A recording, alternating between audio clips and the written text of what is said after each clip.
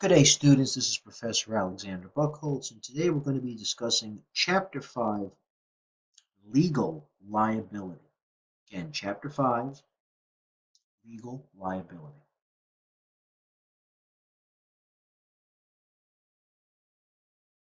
And again, we have several different learning objectives here, talking about the litigious environment which CPAs practice, explaining why the failure of financial statement users to differentiate among business failure, audit failure, and audit risk has resulted in many lawsuits. The primary legal concepts and terms concerning accountants' liability as a basis for studying legal liability of auditors. Describe an accountant's liability to clients and related defenses. Describe the accountant's liability to third parties under common law and related defenses. Describe the accountant's civil liability under the federal securities laws and related defenses. Specify what constitutes criminal liability for accountants. Describe how the profession and individual CPAs can reduce the threat of litigation. The first objective. So again, because of various events that have occurred in history, professionals, all professionals, not just CPAs, are held to a higher level of performance. The expectation is that we are experts in our field, we are experts in our subject matter, so we're expected to do the job properly, which I don't think many of us listening to this can argue is something that would be an error.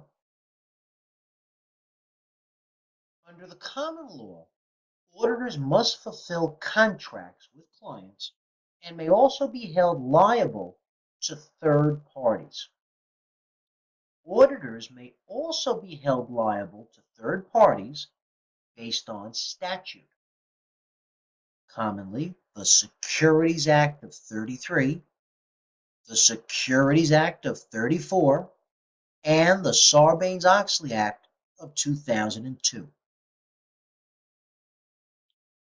We've seen a number of increases in the number of lawsuits and the size of awards to plaintiffs who are suing against us.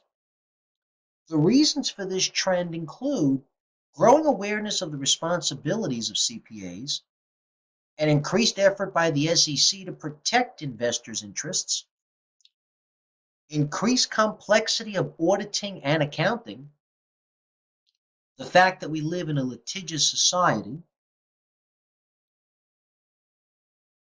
recession and tough economic times, which are resulting in business failures.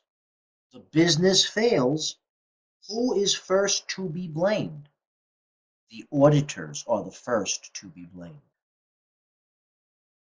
Attorneys often provide legal services on a contingent fee basis. CPA firms are willing to settle cases out of court. We don't want to be in court. We don't want to be in front of a judge or a potential jury, so we'd rather settle out of court. Difficulties of judges and juries when it comes to understanding technical accounting and auditing matters. There still is a big disconnect.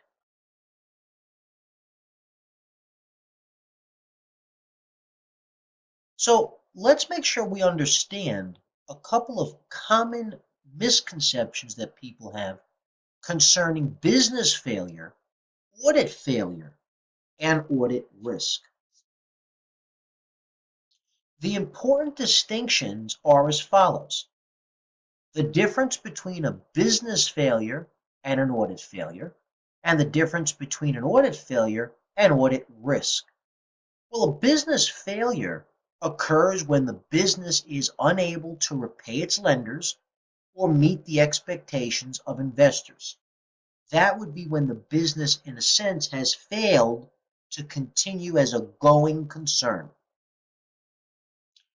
An audit failure occurs when the auditor has issued an incorrect audit opinion because the auditor did not comply with audit standards.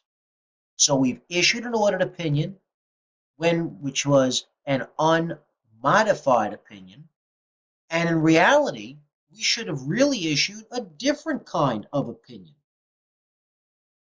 Audit risk represents the possibility that the auditor concludes, after conducting an adequate audit, the financial statements were fairly stated when in fact they had some material misstatements.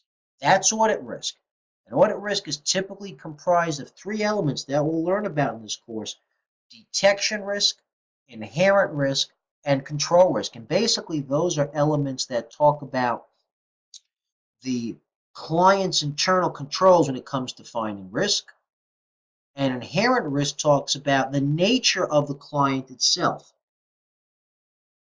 In cases when an audit failed to uncover material misstatements and the wrong type of opinion was actually issued, it is appropriate to question whether the auditor exercised due professional care in performing the audit.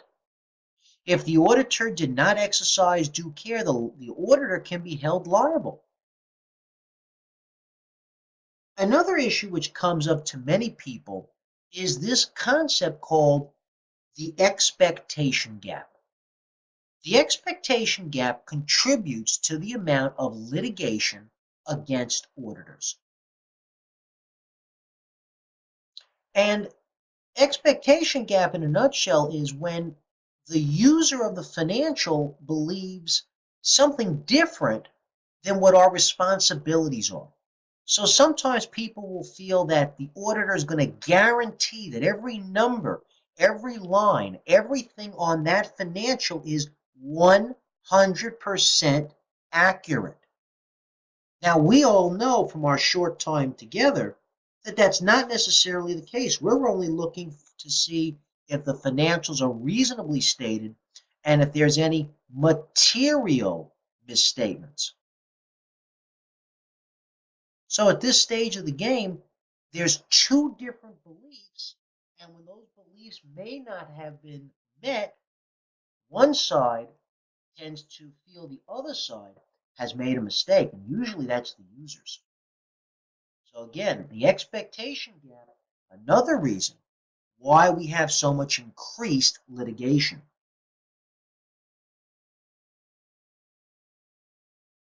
Let's talk about some basic legal concepts that are involved in determining liability.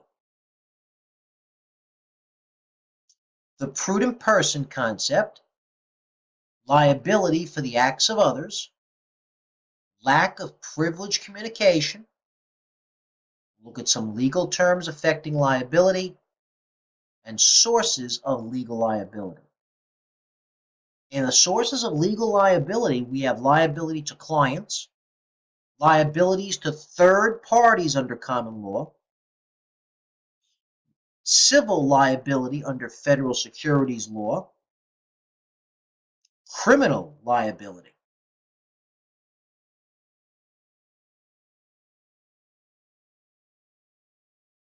So when we look at this table, some terms that we often will see when we talk about negligence and fraud is ordinary negligence. And again, that's really when we're talking about mistakes, something that another auditor would have done in the same type of circumstances. Gross negligence is really now when there is reckless behavior. So again, you're doing something that really is inappropriate when you're doing an audit procedure. Gross negligence, you missed something that really should have been picked up. Constructive fraud and fraud, you probably can, loose them together. Really, in that type of circumstances, that there is an intention to deceive. The auditor, when they're doing constructive fraud or fraud, is so bad that they really are misleading the user. Terms related to contract law, breach of contract, where one person has failed to deliver the agreed upon deliverables in the contract. third-party beneficiary, a third party who does not have privity of contract, but is known to all parties and has some rights and benefits. Common example there, as it said in the slides, is the bank. If we are auditing a company with a huge mortgage to Chase Manhattan Bank, we know that they are going to rely on the statement. So even though there's no contract, we still can be held liable to Chase. Some other terms, common law. So again, this is passed through court decisions, not the state. Statutory, which is again the Securities Acts and Sarbanes-Oxley. Joint and several liability, and that basically would be that the assessment goes against the full loss suffered by a plaintiff, regardless of what the other parties may have contributed. So for again, if the bank sues the auditor, and yes, the auditor was at fault for 30% of the damages, joint and several liability, the auditor could be paying 100% of those damages. Separate and proportionate liability is, in the case I just mentioned, the auditor is liable for 30% of the damage, only 30% is assessed. Separate and proportionate.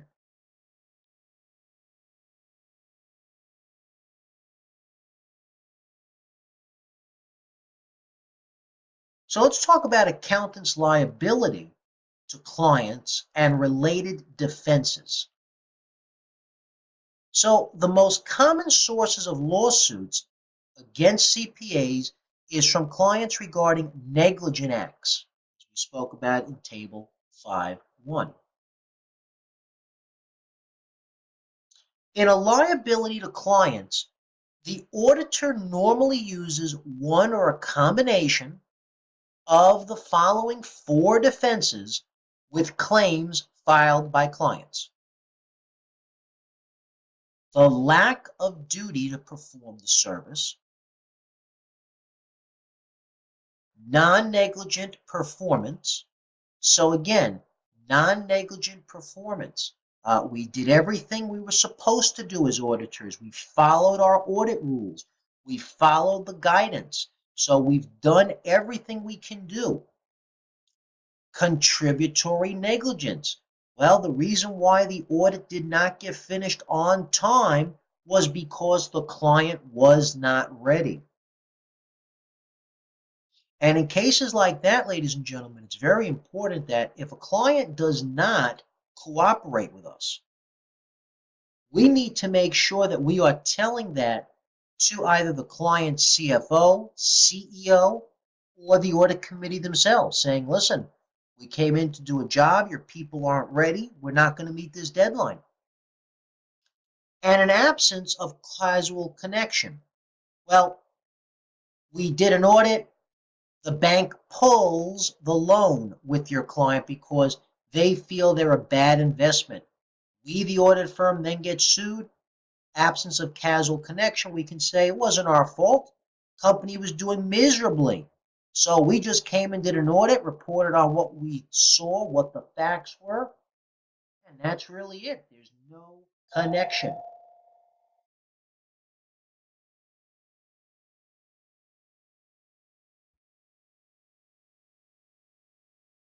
Figure 5.3 discusses a case in which the auditor was not engaged to perform an audit.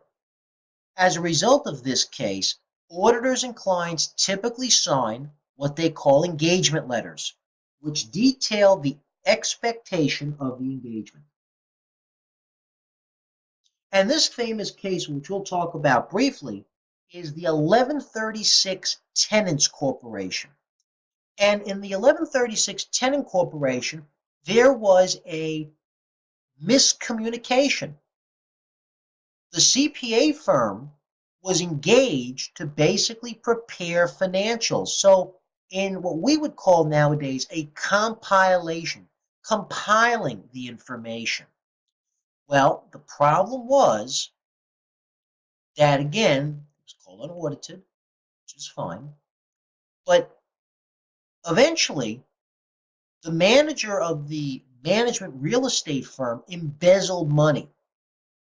Well, the tenants of this corporation sued the CPA firm for negligence. And the problem was, as the CPA firm, they were not engaged to do an audit. But there was no engagement letter, nothing in writing to go through the scope of services that we need. So the court ruled that yes, you did do audit procedures. Why? Well, because basically the following. The CPA firm did do some audit procedures. They should not have done that if they didn't want to be an audit. Also, they did believe that there was some notices that they put into their audit work, into the work papers, that was audit documentation. So because of the fact that the CPA firm did some procedures which seemed like an audit, the court ruled that it was an audit. So what eventually happened with that? Number one, we as CPA firms are required, strongly recommended, which is really saying required, that there should be something called an engagement letter for all work we're doing. If it's consulting, if it's an audit, if it's a IT service, compiling information, there needs to be a written engagement letter signed by both parties before any work continues. And if the scope of those services change, then so should the actual work engagement letter. So if we're going to amend our services, we should be amending the engagement letter.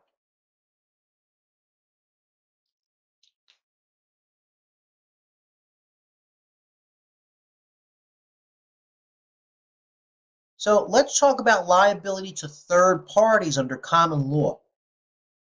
The Ultramarez doctrine, which is again another famous case, really which gives us the common law, basically, even though the auditors were negligent, the Ultramarez document said, well, they were not liable to the creditors. So this involved a case where, again, Ultramarez was auditing financials, but there was a third party who was also involved that was part of the transaction in that they gave them money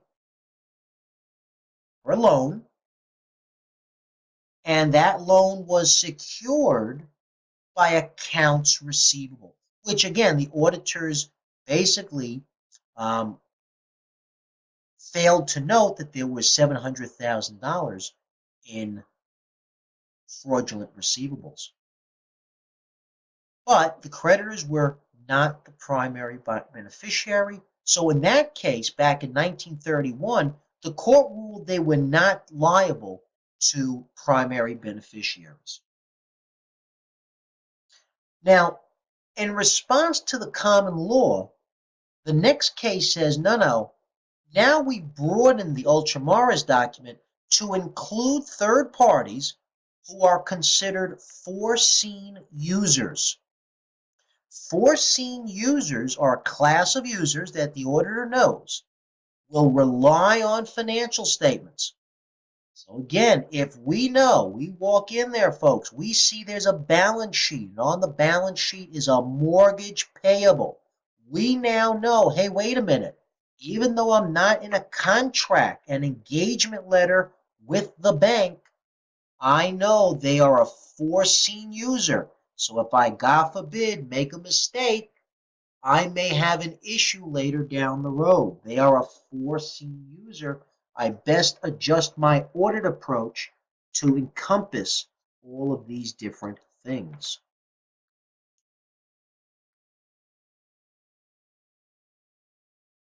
In 1983, another expansion of this was done to now include the concept of foreseeable users. This includes any user that the auditor should have reasonably been able to foresee as a likely user of the client's financial statements. Table 5.2 summarizes. So in 1983, the court ruled that an unlimited class of users, that the auditor should have reasonably been able to foresee. An example would be a trade creditor that has not previously conducted business with the client. The client has not furnished financial statements to trade creditors in the past. So foreseeable is a broad liability going all the way to narrow to primary beneficiaries identified. So again, we have primary beneficiary, we have foreseen users, and foreseeable. Primary beneficiary identified user is someone that we know, a third party that will use the financial. If we know that the bank that gave the mortgage requires audited financial because we've seen it in the loan documents, they are a primary beneficiary.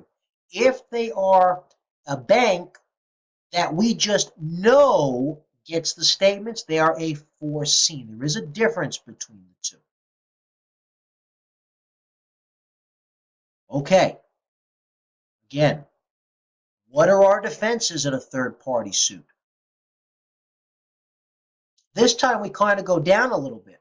Three defenses. Lack of duty to perform the service,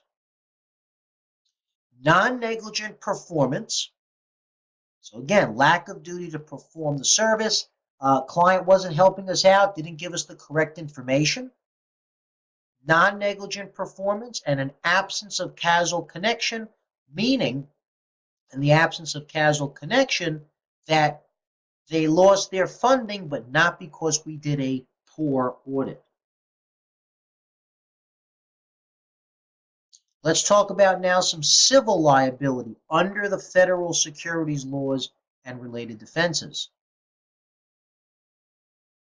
So now we're talking about civil liability, but we're switching to federal security law.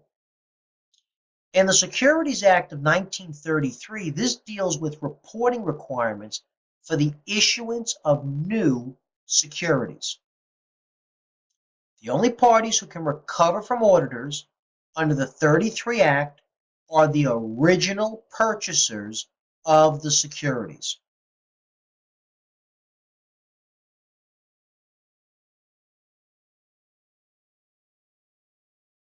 In the Securities Act of 1934, this deals with subsequent reporting. So again, every single year there's a Form 10K which requires an audit of the financial statements of publicly traded companies. In order for auditors to be held liable under the SEC Act of 34, the court ruled that scienter, meaning the auditor had knowledge and intent to deceive, is required for a CPA to be held liable under Rule 10b-5.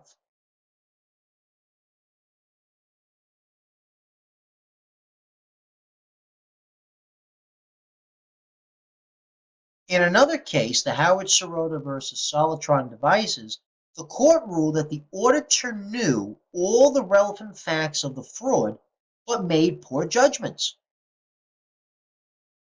Now, in subsequent suits to that, courts have ruled that poor judgment is not proof of fraud. Remember, guys, fraud is the act of deceiving. You, the auditor, so you are the auditor, and you walk in there, and instead of looking at a sample of invoices, you simply just make check marks on your Excel that you saw these invoices when in reality you did not. You have now deceived the audit process. You are trying to deceive what's going on.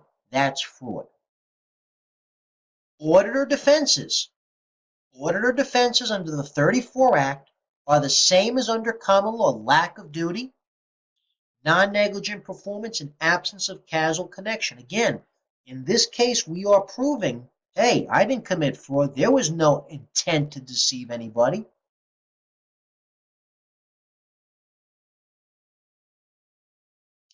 Civil liability under the federal securities laws continued are the SEC and the PCAOB sanctions. They also have rules, and the PCAOB rules permit them to deny a CPA from being associated with financials for lack of qualifications or having engaged in unethical behavior. Another security under the federal law is the Foreign Corrupt Practices Act of 1977, making it illegal to offer a bribe to a foreign official for the purpose of exerting influence or retaining business. The Foreign Corrupt Practices Act requires SEC companies to have a reasonably complete and accurate records and internal controls.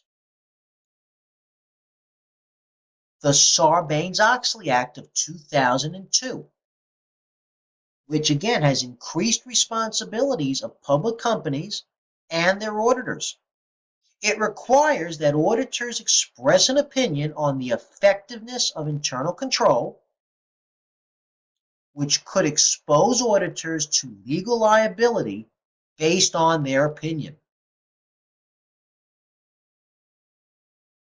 The PCAOB may also sanction registered CPA firms for violations of the Act. Now, in Table 5.3, this talks about a summary of the auditor liability. So again, breach of contract, we can be liable to the client. Negligence, liable to the client and the primary beneficiary.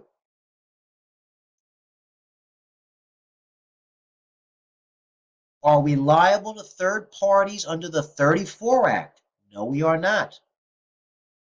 Gross negligence. You are liable to the client, third parties, and if it's gross negligence, most likely, if an act is brought up under the 34 Act, you may be held liable. Constructive fraud. Yes, across the board, except the 33, and the same with fraud. Auditor defenses. So what are our defenses here? Lack of duty to perform the service, non-negligent performance, again, across the board, contributory negligence by the client or third party is only in a client suit, absence of a causal connection, no reliance on the financial, available to all except in the 33 Act. Now we jump to criminal liability. Criminal liability for accountants. Federal laws make it a criminal offense to defraud another person through knowingly being involved with false financial statements. Sarbanes-Oxley Act of 2002 made it a felony to destroy documents to impede a federal investigation. You're not allowed to destroy your documents. This was brought up obviously in response to the United States versus Arthur Andersen when they began shredding documents in connection with Enron.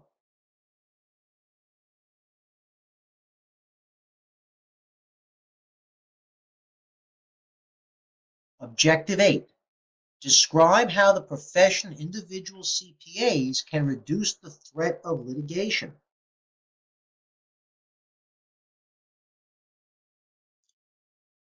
So, what's been our response as the auditors?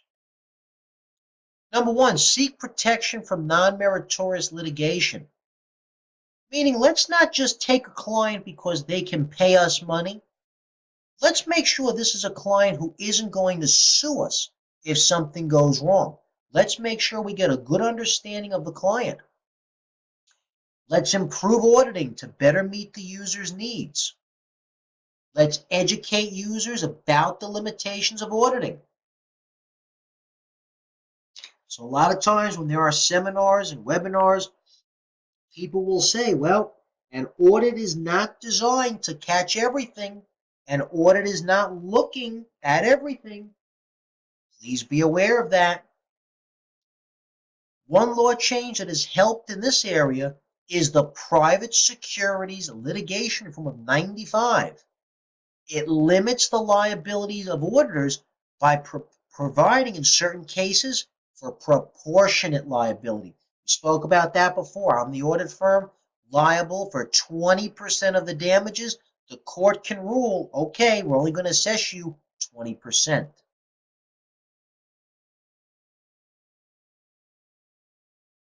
Protecting individual CPAs from legal liability. So again, what do we do as individual? Deal only with the clients that you know possess integrity. In all cases, maintain your independence. Understand the client's business that you're auditing. I know that sounds silly, folks, but you'd be surprised how many people take on a client not knowing their business. Perform a quality audit always. Document the work properly. Exercise professional skepticism. It is also important for CPAs to carry adequate insurance and to choose a form of organization that provides some form of legal liability protection to owners. And that concludes our discussion on Chapter 5. Again, we hope, and I do hope for many of you, to never have to see your name in a newspaper because you end up in this type of a situation. Hopefully, when you do your audits, when you take on your clients, you keep in the back of your mind, yes, we've got to do a good audit, but what could be my ramifications from a legal liability perspective? Again, reread and re-listen to this for the chapter, and then complete any and all assignments that go along with it. Thank you, and we'll see you online real soon.